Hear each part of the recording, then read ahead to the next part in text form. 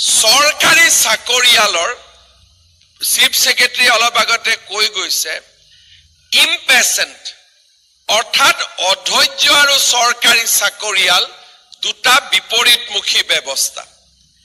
অধৈৰ্যতাই কি কৰে, যেতিয়া আমি চাকৰি পাম আৰম্ভণিত যেতিয়া আমি অধৈৰ্য হম, যতে আমি মিস্টেক কৰিম, পেনশন পোৱাৰ সময়ত এজিয়ে কব যে আজিৰ পৰা 30 বছৰ আগতে এই লৰাজনৰ সাৰ্ভিস বুকত এইটো মিস্টেক আছিল, আৰু ই যেতিয়ালৈকে কাৰেক্ট হ'ব নোৱাৰে তেতিয়ালৈকে মানুহজনে পেনশন নাপায়। 25 বছৰ গভৰ্ণমেণ্টত থাকি মই এনেকুৱা বহুত ব্যক্তিক লগ পালো চাকৰিৰ আৰম্ভণিতে কৰা অধৈৰ্য ব্যৱস্থাৰ কাৰণে পৰৱৰ্তী সময়ত যেতিয়া আটাইতকৈ জীৱনত পেনশন কেটাৰ প্ৰয়োজনীয়, পেনশন নহলে আমি চলিব নোৱাৰো, সেই সময়ত মানুহজনে অফিসে অফিসে ঘূৰি ফুৰিবলগীয়া হয়। কাৰণ আমাৰ ব্যৱস্থা এনেকুৱা যে আমাৰ ইয়াতে ৰেকৰ্ডে কথা কয়, মানুহৰ আবেগ অনুভূতিয়ে কথা নকয়। আজি আমি এডিআৰিত নিযুক্তি ললো, এই নিযুক্তি পোৱাৰ পিছত ৰিজাল্ট দিয়াৰ পিছত যিটো প্ৰক্ৰিয়া, সেই প্ৰক্ৰিয়াটো হল আটাইতকৈ বেছি জটিল। ৰিজাল্টটো দি দিলো, এতিয়া এজন লৰাই যদি 417 নম্বৰত 10 জন লৰাই পৰীক্ষাত পাছ কৰিছে, কিন্তু সেই স্কেলত পোষ্ট 9টা আছে, তলৰ স্কেলত পোষ্ট আছে 10 জন 1 নম্বৰ পাইছে, কোনজনক তলৰ স্কেলত আমি দিম? আইনৰ সিদ্ধান্ত কেনেকুৱা? মইতো সকলোৱে সমান নম্বৰ পাইছো। তাতে আমি নতুনকৈ চিন্তা কৰিব লাগে যে ইয়াৰ প্ৰক্ৰিয়া কি হ'ব। এডিআৰিত এইবাৰ মই দেখিছো বহুতে একে নম্বৰ পাইছে। আমি কৈছিলো যোনে বেছি নম্বৰ পায় সিয়ে ডাঙৰ স্কেলটোত যাব, যোনে কম নম্বৰ পায় সি তলৰ স্কেলটোত যাব। কিন্তু একেটা নম্বৰ যদি একেটা স্কেলত যায়, কোনজন তলত যাব কোনজন ওপৰত যাব? তাৰ পিছত 500 এপইন্টিং অথৰিটি, আমি পৰীক্ষা পাতিব পাৰো, নিযুক্তি দিব নোৱাৰো। নিযুক্তি পত্ৰ ডিসি ডিব্ৰুগড়ে দিব লাগিব। নিযুক্তি পত্ৰ আমাৰ ডাইৰেক্টৰ হৰ্টিকালচাৰে দিব লাগিব, এগ্ৰিকালচাৰ সেক্ৰেটাৰীয়ে দিব নোৱাৰে। নিযুক্তি পত্ৰ পিডব্লিউডিৰ এক্সিকিউটিভ ইঞ্জিনিয়াৰজনে দিব লাগিব। আমি তাকো সংস্কাৰ কৰিলো যে নহয়, আমি এক জায়গাত নিযুক্তি দিম। এক জায়গাত নিযুক্তি দিলে প্ৰমোশনৰ কাৰণে এসটি এসসি ওবিসি ৰোস্টাৰ আমি কেনেকে মেইনটেইন কৰিম? এই ৰিজাল্ট দিয়াৰ পিছত যিখিনি কাম, 50টা ডিপাৰ্টমেণ্টক ভগাই দিয়া, 50টা ডিপাৰ্টমেণ্টে 100টা ডাইৰেক্টৰেটক ভগাই দিয়া, আৰু 100টা ডাইৰেক্টৰেটে 500 এপইন্টিং অথৰিটিক পোষ্ট ভগাই দিয়া, মেইনটেইনিং ৰোস্টাৰ এসটি এসসি ওবিসি, ই এক কঠিন কাম আছিলে। হোৱাটছআপ গ্ৰুপত মেছেজ দিয়া পৃথিৱীৰ আটাইতকৈ সহজ কাম। চৰকাৰক গালি পাৰি ফেচবুকত পোষ্ট দিয়া পৃথিৱীৰ আটাইতকৈ সহজ কাম। কিন্তু যাৰ কাৰণে আমি কাম কৰিছো, সেই মানুহজনে যাতে ৰিটায়াৰমেণ্টলৈকে কোনো সমস্যাত নুভুগে, তেওঁক এটা স্বচ্ছ আৰু সুন্দৰ নিযুক্তি প্ৰদান কৰাটো আটাইতকৈ প্ৰত্যাহ্বানমূলক কাম।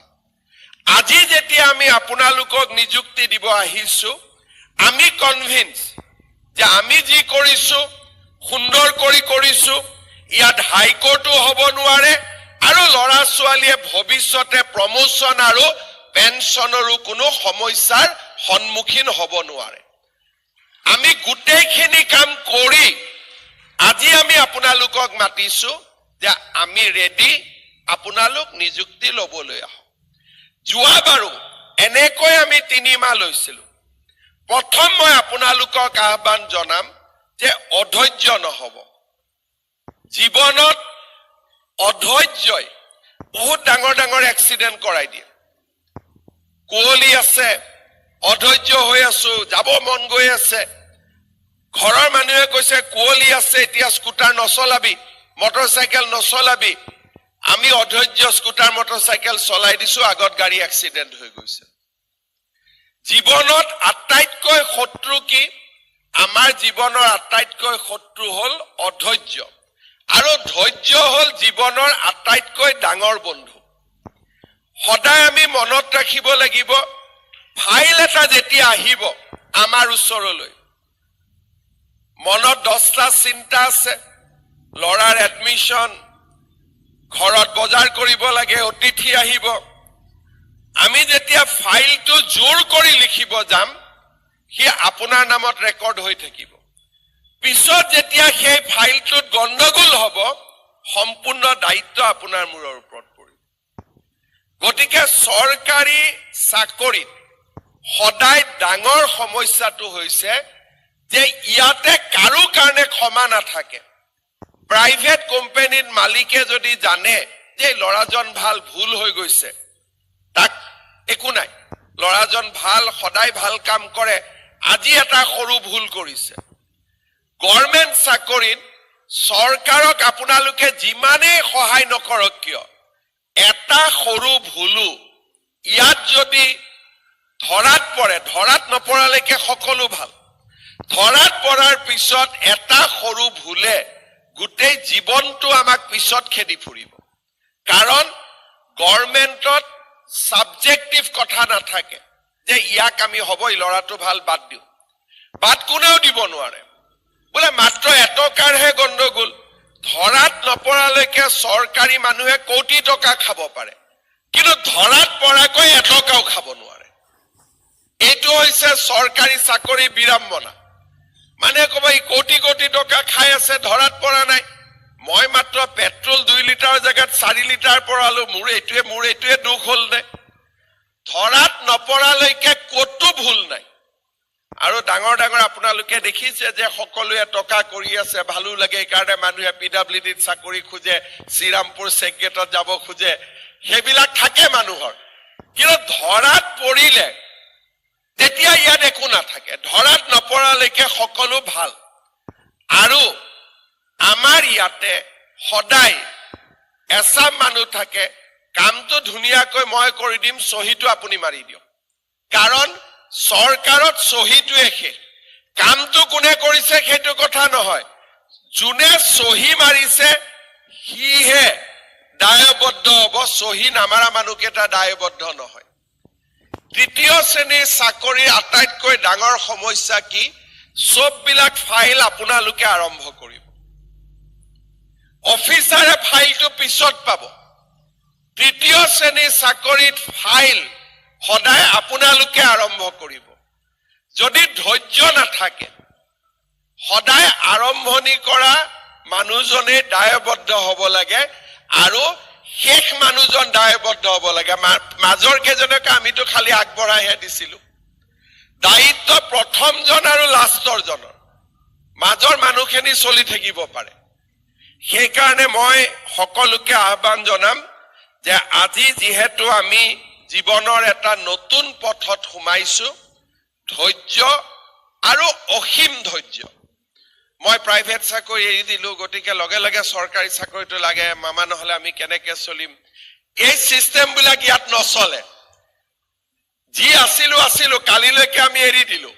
আজিৰ পৰা যেতিয়া আমি চাকৰিত জইন কৰিম, আমাৰ অসীম ধৈৰ্য, প্ৰতিখন কাগজ পঢ়ি তাক ফাইলত আগবঢ়াই লোৱা, প্ৰতিটো ঘটনা প্ৰবাহে কেনেকৈ মানুহক প্ৰভাৱিত কৰিব তাৰ সম্যক বিশ্লেষণ। এই ধৰণে আমি অহা 30টা বছৰ নিজক আগুৱাই লৈ যাব লাগিব। মই 2-3টা কথা কম। এডিআৰই পৰীক্ষাৰ পিছত আমি এটা কথা বিভিন্ন টিভিত ল'ৰা ছোৱালীৰ ইণ্টাৰভিউ, গাৰ্জেনসকলৰ ইণ্টাৰভিউ, এটা কথা আমি বুজি উঠিছিলো যে যদি চৰকাৰে স্বচ্ছতাৰে পৰীক্ষা নাপাতিলেহেঁতেন আজি হয়তো চাকৰি ল'বলৈ অহা 80% যুৱক যুৱতীয়ে চৰকাৰত চাকৰি নাপালেহেঁতেন। কাৰণ অসম চৰকাৰত চাকৰি ল'বলৈ এটা নিয়মত পৰিণত হৈছিল যে 10-15 লাখ টকা আমি দিব লাগিব। মই যিবিলাক মানুহৰ ইণ্টাৰভিউ টিভিত দেখিছিলোঁ তেওঁলোকে 10-15 লাখ টকা দিব পৰা অৱস্থাত ডেফিনেটলি নাছিলে। দ্বিতীয়তে কোনোবাই পৰীক্ষাত বহিব খুজিলেও 500 জাগাত গৈ পৰীক্ষাত বহাৰ মানসিক প্ৰস্তুতিও আমাৰ নাছিলে। আৰু বহুত সময়ত এবাৰ দুবাৰ পৰীক্ষা দিয়াৰ পিছত আমি হতাশ হৈ বিভিন্ন প্ৰাইভেট কাম কাজত আমি সোমাই গলোহেঁতেন। এইটো জেনেৰেশ্যনে আমি কেতিয়াও চাকৰি নাপালোহেঁতেন। এই যে 1.5 লাখ ল'ৰা এইবাৰ চাকৰি পাইছে, ছোৱালীয়ে চাকৰি পাইছে, সাধাৰণতে অসমৰ একাংশ মিডিয়া আছে, মোক বহুতে বেয়া পায়, চেষ্টাও কৰিছে যে ক'ৰবাত আমাৰ ৰিলেটিভ আছে নেকি, ক'ৰবাত মন্ত্ৰী বিধায়কৰ ৰিলেটিভ আছে নেকি, ক'ৰবাত কুৱেশ্যন পেপাৰ লিক হৈছে নেকি, ক'ৰবাত কিমান পৰীক্ষাৰ আগত হাজাৰটা প্ৰশ্ন, কিন্তু এটাও ভুল উলিয়াব নোৱাৰাৰ কাৰণে আজি আমি ইয়াত আহি সমবেত হৈছো।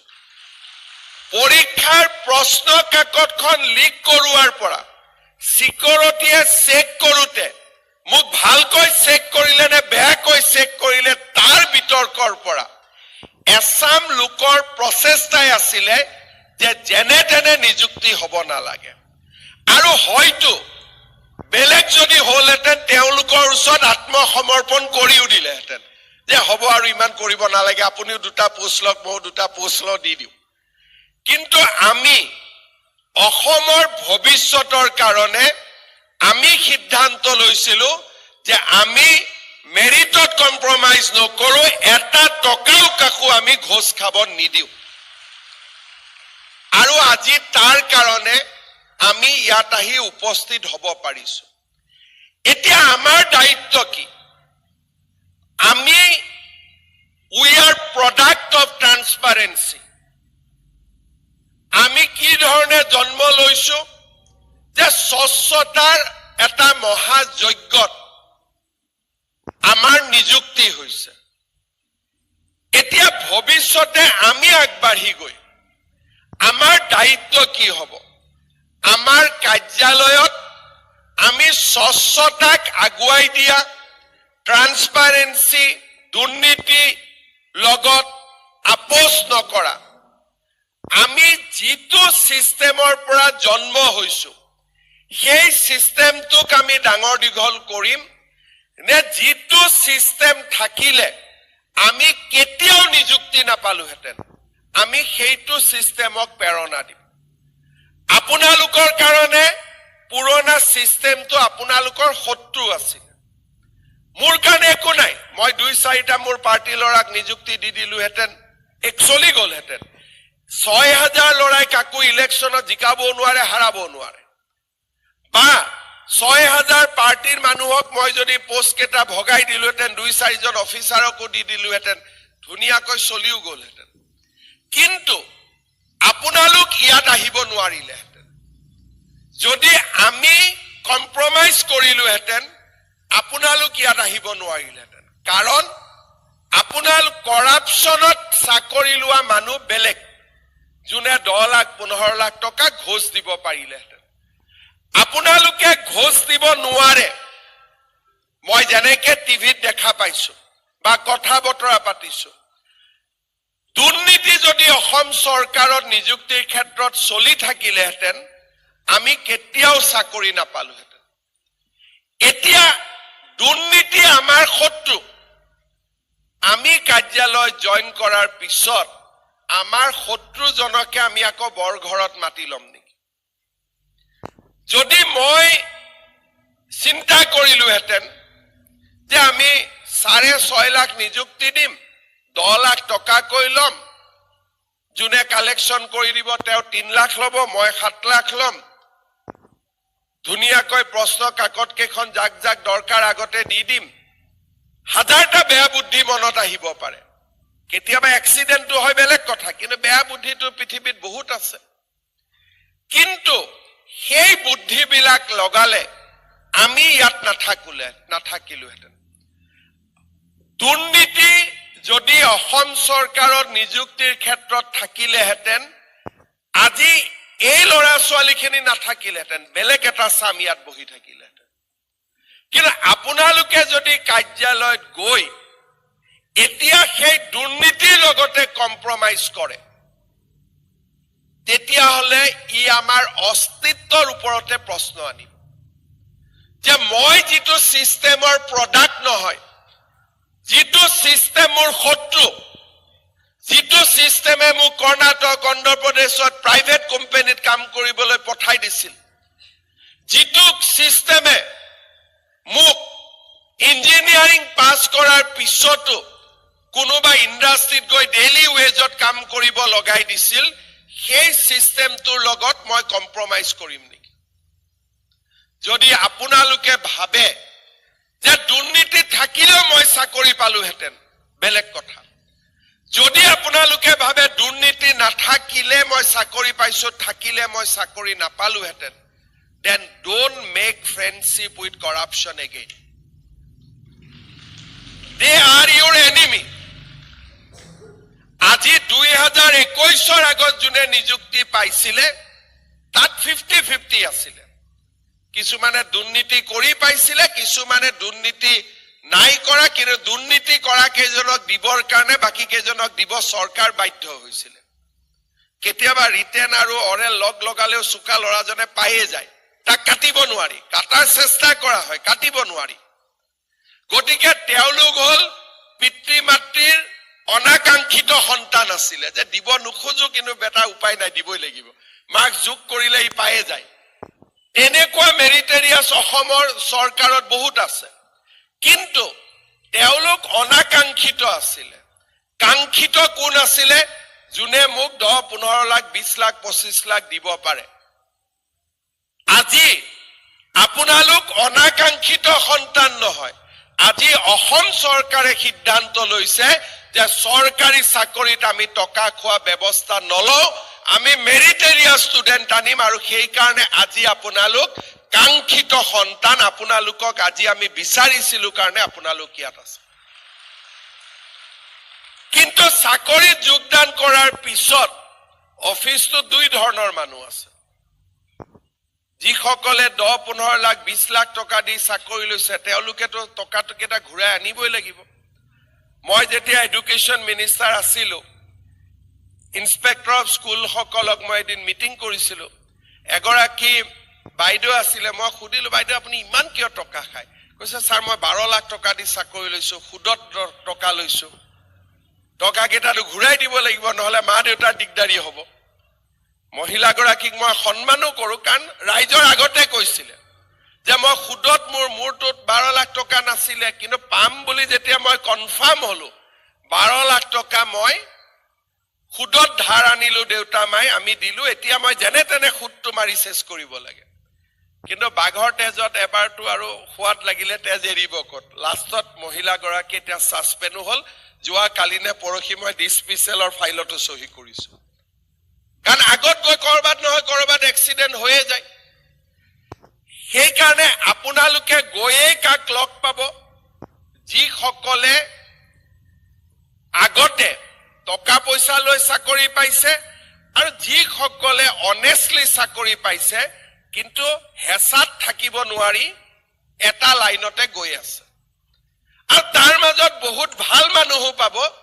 তেওঁলোকে দুখ কৰে যে আমাকতো ভাল টেবুল নিদিয়ে, কাৰণ আমি এইখনতে বহি থাকো, কাৰণ আমাৰ ক'ত সুবিধা হ'ব, কাৰণ আমি ল'বও নোৱাৰো, দিব নোৱাৰো।